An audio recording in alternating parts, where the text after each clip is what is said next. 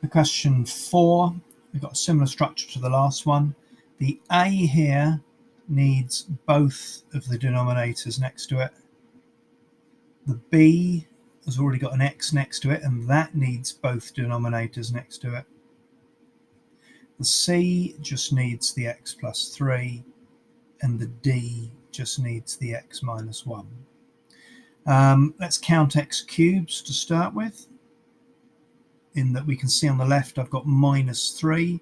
There's no x cubes out of the a, b and the c, but the only x cubed comes from there, so b must be minus 3.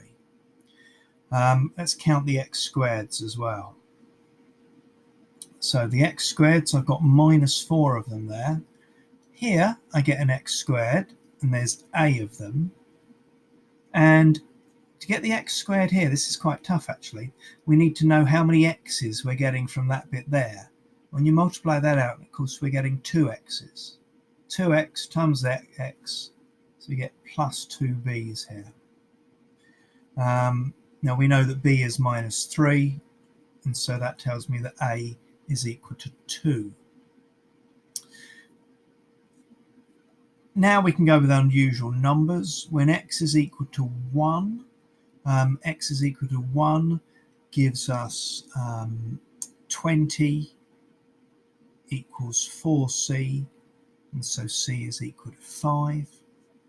And when x is equal to minus 3, when x is equal to minus 3, I'm getting minus 4 on the left. I tap that in the calculator, and putting a minus 3 in there gives me minus 4d, and so d is equal to 1.